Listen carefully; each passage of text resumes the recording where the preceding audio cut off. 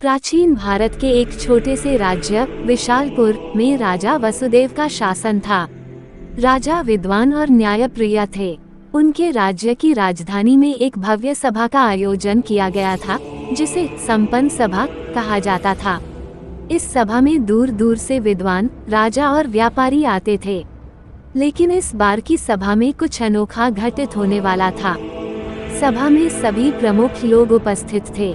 सभा का मुख्य उद्देश्य राज्य में व्यापार बढ़ाने और कला संस्कृति को प्रोत्साहित करना था। परंतु सभा शुरू होते ही अचानक एक विचित्र घटना घटती है। सभा के बीचों बीच एक विद्वान अपनी जगह से खड़े होते हैं और दावा करते हैं कि राज्य में कोई गुप्त षड्यंत्र रचा जा रहा है। सब लोग हैरान रह जाते हैं, क्योंकि वह विद्वान राजा का विश्वासपात्र था। राजा वसुदेव ने तुरंत सभा के सभी द्वार बंद करने का आदेश दिया और उस विद्वान से सबूत मांगा।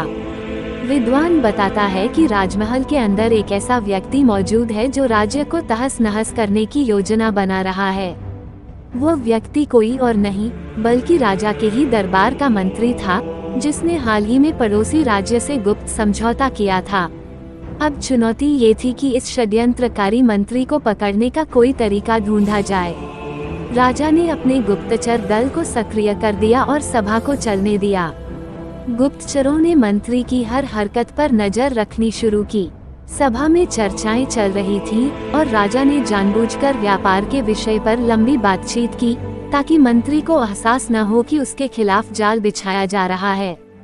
इसी बीच सभा में एक और चौंकाने वाली बात सामने आती है। मंत्री ने सभा के दौरान एक गुप्त संकेत भेजा, जिसे पकड़ने में गुप्तचरों को सफलता मिल गई। ये संकेत उस समय के रहस्यमय संदेशों के माध्यम से दिया गया था, जिसे संकेत लेख कहा जाता था। राजा ने तुरंत सभा को स्थगित कर दिया और मंत्री को गिरफ्तार कर लिया। गुप्तचरों ने मंत्री के ठिकाने से अनेक महत्वपूर्ण दस्तावेज बरामद किए, जिसमें राज्य को धोखा देने की पूरी योजना का विवरण था। मंत्री को न्यायालय में पेश किया गया, जहां उसके अपराध सिद्ध हुए।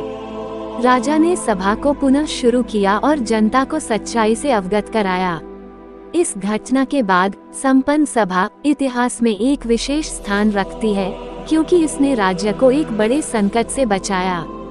राजा वसुदेव ने अपनी समझदारी और गुप्तचरों की मदद से राज्य को बचाया और सभा को सफलतापूर्वक संपन्न किया। ये घटना न केवल एक रोमांचक कहानी बन गई, बल्कि राज्य में ईमानदारी और न्याय का संदेश भी फैलाया।